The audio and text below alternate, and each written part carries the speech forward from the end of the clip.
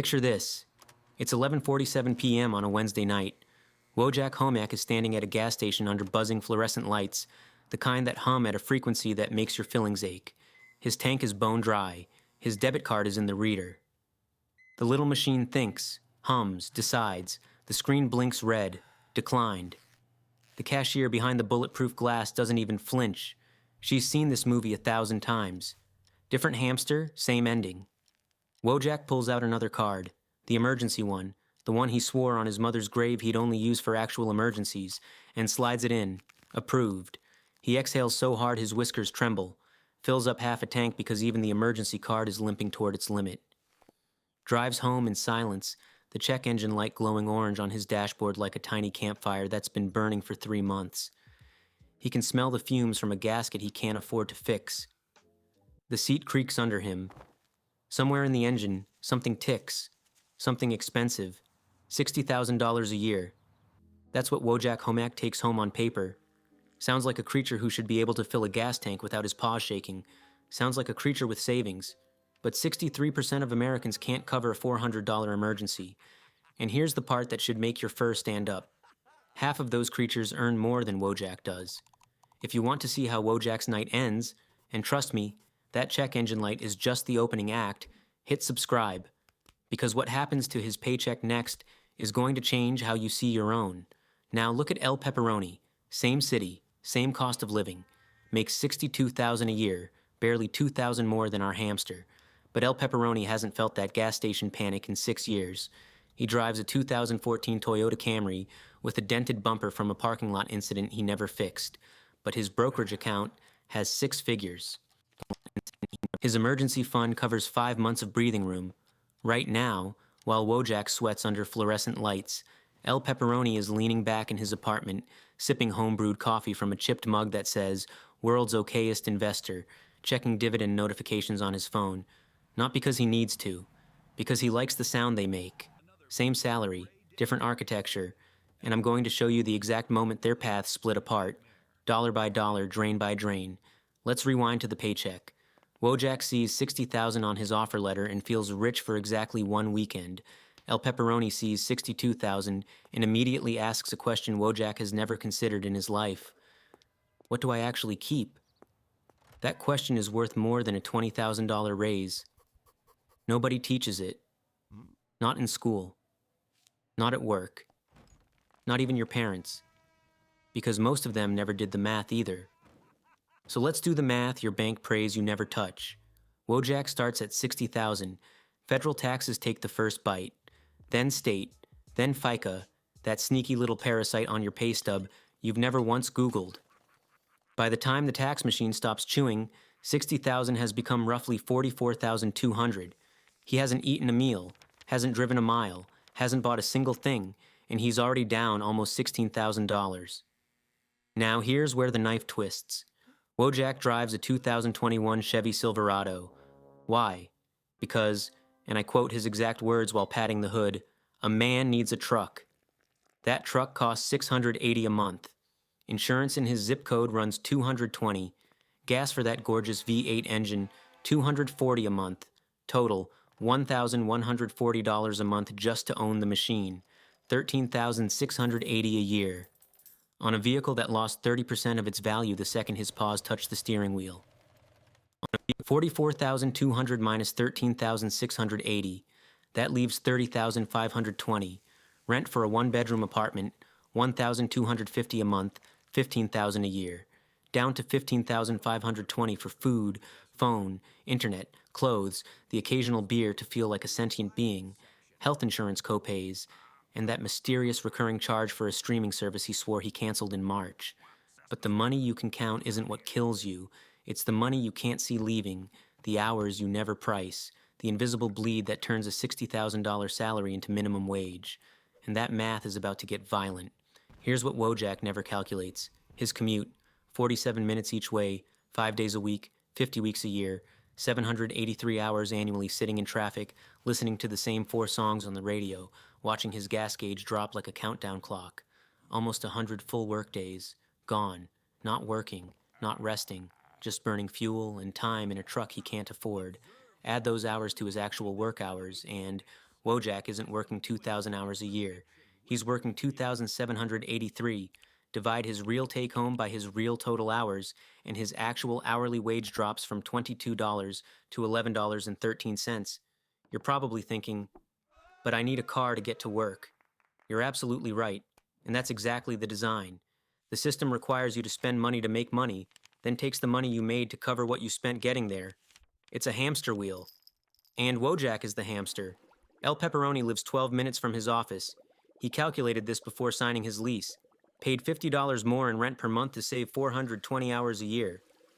When you value time at even $15 an hour, that's a return of over 800%. El Pepperoni didn't get lucky. He did arithmetic on a napkin in a coffee shop 7 years ago. That napkin was worth more than Wojak's truck. Meanwhile, across town, Bonk Hooligan just bought a $300 mechanical keyboard because a streamer said it had God-tier click response. Last week it was limited edition sneakers for $450. Before that, a custom baseball bat with LED lights for $275. Bonk doesn't budget. Bonk doesn't plan. Bonk sees. Bonk wants. Bonk swings his bat at his own wallet. Faster, louder, more. That's Bonk's entire financial philosophy. He swings his bat at every shiny object that crosses his feed, and the wreckage piles up on his credit card statement like broken furniture after a house party nobody remembers. Here's the twist that makes this hurt. Bonk makes $71,000 a year, $11,000 more than Wojak, and his checking account sits at negative $412 because the bank just charged him $35 for the privilege of being broke. 3 creatures, similar paychecks. One is panicking at gas stations. One is smashing money into LED baseball bats. One is quietly watching compound interest grow at 7% while drinking 12-cent coffee. And if you think income is the problem, I need you to hear what happened in 1970, because the game wasn't always this rigged. Someone rebuilt the board, and they didn't tell the players. In 1970, a single income could feed a family of 4, pay a mortgage, park a car in the driveway, and take the kids to the beach once a year. The average home cost around $23,000. Average salary was about $9,500. A house equaled roughly 2.5 years of gross pay. Today, the average home costs over $400,000. Average salary, about $59,000. That's nearly 7 years of earnings, 3 times harder to buy the same walls and roof. In 1971, the dollar came off the gold standard, and the government started printing money backed by nothing but faith. And print they did. Since then, the dollar lost over 85% of its purchasing power. Your grandparents' savings accounts earned 5 or 6% while inflation ran at 3%. They got richer by sitting still. Today, your savings account pays 0.01%, and inflation runs at 3 to 4. You're losing money by saving it. The floor flipped and nobody sent a memo. El Pepperoni figured this out from a single book he read at a public library 7 years ago. Cost him $0. Saved him, by his own estimate, over $140,000 in mistakes he never made. Wojak Homak tried once. Bought a finance book at an airport. Read 14 pages on the flight. Used it as a coaster for 3 months. Threw it out during a move. If this is starting to click, if the math is making your stomach tighten, smash that like button. It's free. It takes half a second, and it helps more creatures escape the drain Wojak is stuck in. Now, let me show you the 300-year-old trap that's eating Bonk alive, and it has a name you'll never forget. In 1765, a French philosopher named Denis Diderot received a gift, a scarlet dressing gown. Beautiful thing, rich fabric, deep color, the kind of robe that makes you stand straighter when you put it on. But the moment Diderot tied the sash, he looked around his study and everything looked wrong. The old chair was suddenly embarrassing. The desk had scratches he'd never noticed. The curtains hung like rags next to this magnificent robe. So he replaced the chair, then the desk, then the curtains, then the rug, the bookshelf, the inkwell. By the time Diderot stopped, he'd spent a fortune redecorating an entire room, all because of one free gift. Bonk Hooligan has no idea who Diderot is. If you introduce them, Bonk would probably swing a bat at him. But Bonk is living Diderot's nightmare on a monthly payment plan. Remember that $300 keyboard? The moment Bonk plugged it in, his old monitor looked like garbage. New monitor, $420. But now the monitor made his desk look cheap. New desk, $280. But a clean setup needs proper lighting. RGB strips, $65. And you can't sit in a $30 Walmart chair at a setup this beautiful. New chair, $450.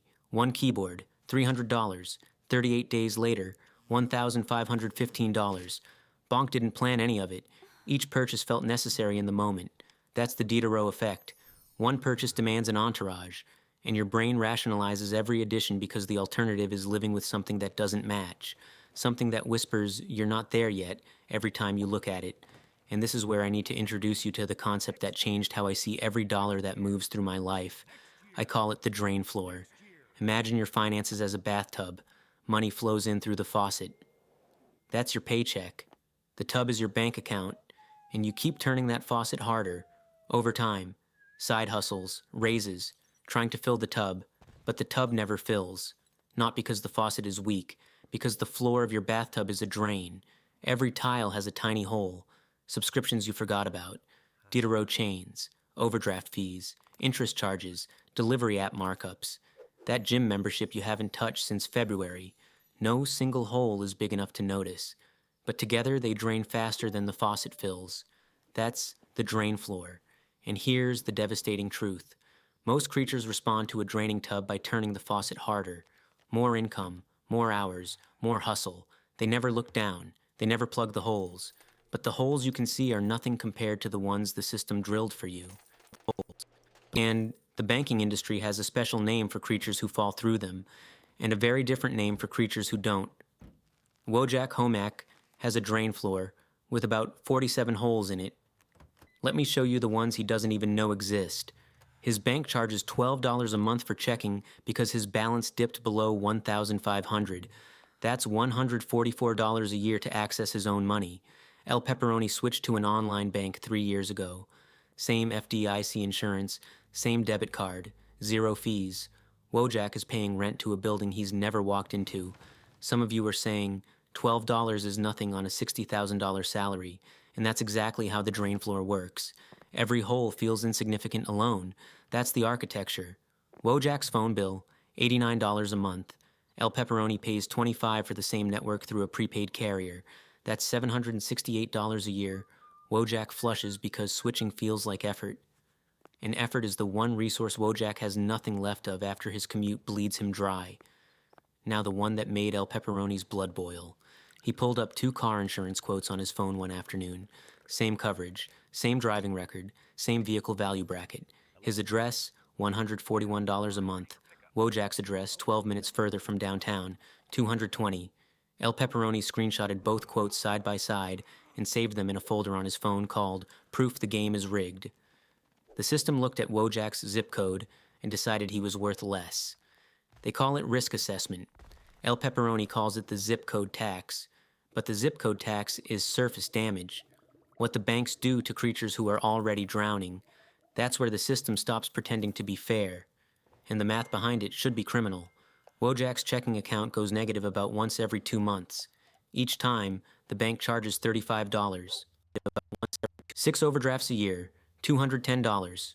Sounds manageable, right? But listen to the real math. The average overdraft covers a purchase of about $26.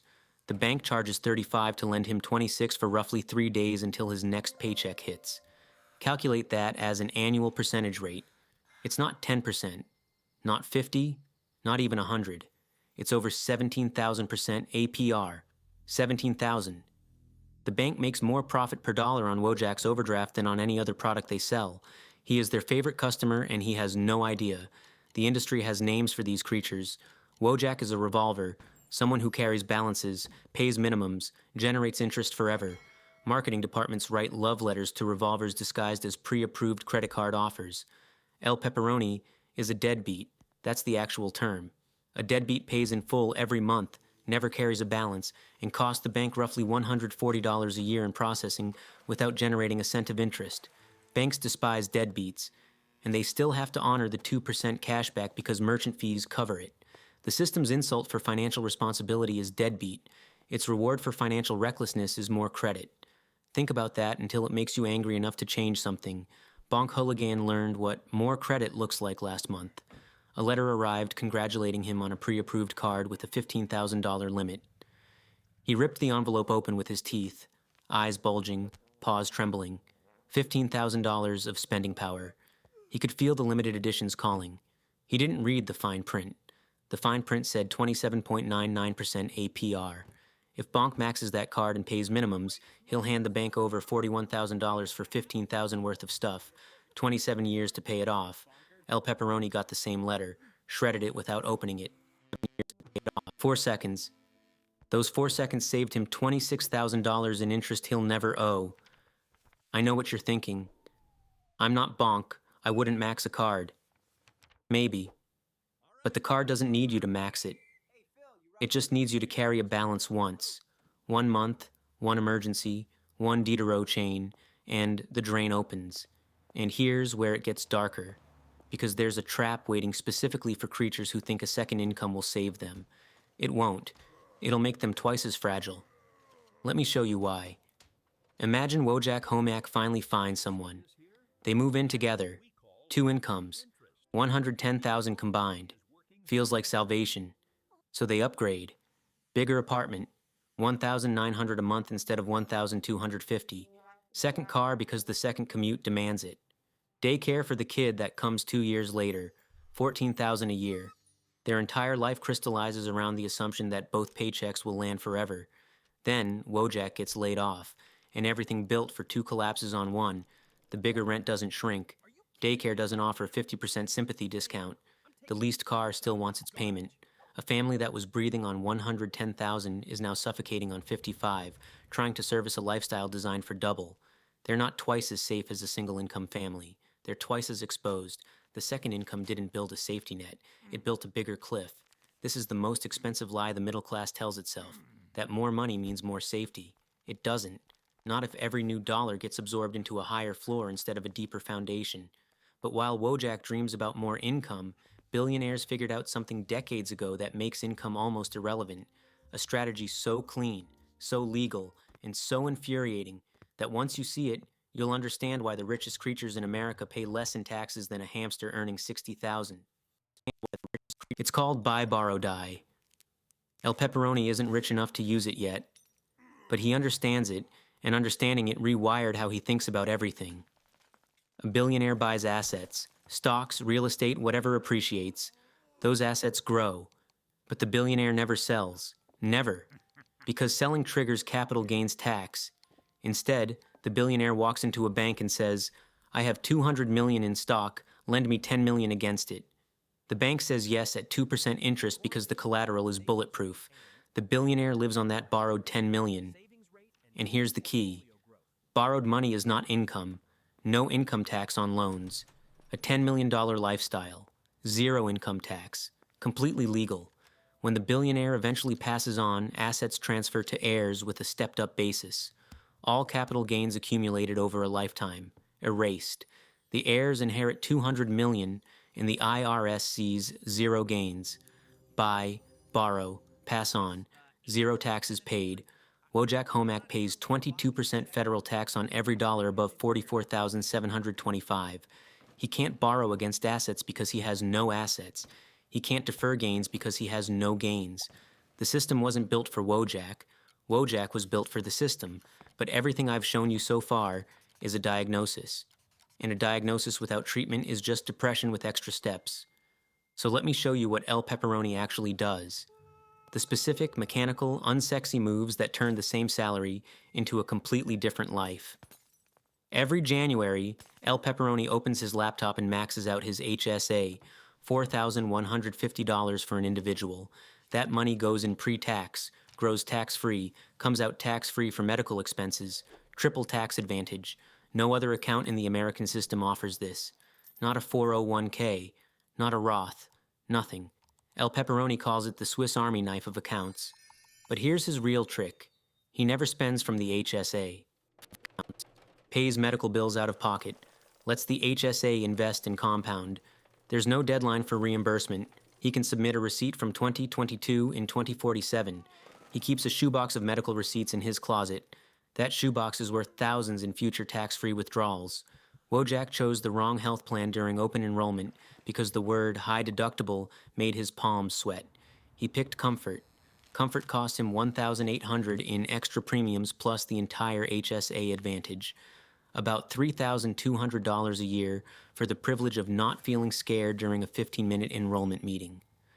El Pepperoni contributes to his 401k exactly to the employer match. His company gives 50 cents per dollar up to 6% of salary, free money, $1,860 a year handed to him for filling out a form.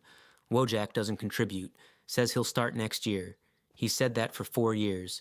That's $7,440 in free money he personally declined, politely, voluntarily. Bonk Hooligan got a notification last Tuesday. His company had been matching 401k contributions for 2 years. He never opted in. The email said, "You have missed approximately $3,700 in employer contributions." Bonk read it, felt something twist in his stomach for about 4 seconds, then threw his phone at the wall. Cracked the screen. That's another $229. The drain floor doesn't take days off. After the match, El Pepperoni funds a Roth IRA, $6,500 a year, after-tax money, growing tax-free forever. When he retires, every dollar comes out clean. No taxes, no required distributions, just money the government can't touch because he already paid the toll on the way in. His emergency fund sits in a high-yield online savings account, earning 5.25%. Wojak's emergency fund, what's left of it, sits in a traditional bank earning 0.01%. Same money, different address. Wojak earns $1.50 a year. El Pepperoni earns $788.25. And El Pepperoni automates everything. Paycheck lands Friday. By Saturday morning, HSA contribution moved. Roth Muitad moved. Emergency top-up moved. Bills paid.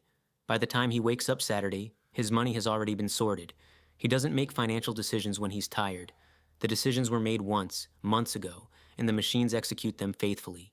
Wojak makes every money decision manually, in real time, exhausted, hungry, running on fumes after a 47-minute commute. That's like performing surgery after a marathon. Now, let me take you back to that gas station. 11:47 p.m., fluorescent lights buzzing at that frequency that makes your teeth itch. But this time, split the screen. On one side, Wojak Homak. Card declined. Emergency card deployed for half a tank. Check engine light glowing. He knows that light means $300 to $500 he doesn't have. Tomorrow he'll Google payday loans, just to look, just to see the rates, and the algorithm will follow him with ads for 6 weeks like a predator tracking wounded prey. The $300 repair becomes $2,400 by the time interest compounds, late fees stack, and a payday loan at 399% APR finishes digesting him. On the other side, El Pepperoni. Same car trouble, different Tuesday. Check engine light came on last week. He opened his budgeting app, moved $450 from his auto maintenance sinking fund to checking, booked a Saturday appointment, dropped off the car, walked home, 12 minutes, brewed coffee, 12 cents, read a book until the mechanic called, $327, paid from money earmarked for this exact moment, no debt, $27. No interest, no panic, no stomach dropping, no fluorescent lights, no shame. The difference isn't $2,000 in salary. It's not talent, not luck, not intelligence. It's architecture. El Pepperoni built a system. Wojak lives inside one, designed by banks, lenders, and credit card companies who profit when he panics. Every drain hole in Wojak's floor exists because someone profits from it. The $12 account fee, the $89 phone plan, the overdraft, the zip code surcharge, the comfort of the low deductible plan. Every single one has a beneficiary, and it's never the hamster. Bonk Hooligan is still scrolling, thumb moving like a metronome, hunting for the next thing to smash his money into. He'll figure it out eventually, or he won't. The drain floor doesn't care, either way. Wojak Homak is sitting in his Silverado outside his apartment building. Engine off, check engine light still glowing orange. He's thinking about whether he can ignore it for another month. He can't, but he will. Somewhere above him, a fluorescent bulb in the stairwell flickers. It's been flickering for 6 weeks. Nobody's fixed it. Nobody will. El Pepperoni is already asleep. His portfolio grew by $47 while we were talking. It'll grow by another $47 tomorrow, and the day after. Compound interest doesn't get tired, doesn't need a commute, doesn't check its balance at gas stations with shaking paws. It just builds, silently, like a machine he assembled once and never has to touch again. If this changed how you see your paycheck, subscribe and hit the bell. Every week we peel back another layer of the system Wojak never sees and hand you the exact tools El Pepperoni uses to beat it. Now share this with someone who needs to hear it, because nobody explained this to Wojak. And that silence is exactly how the system survives. The system isn't broken. It was built this way. But now you see the drain floor. Now you know where the holes are. Plug them. Build the floor, automate the faucet, and become your bank's worst nightmare. Become a deadbeat.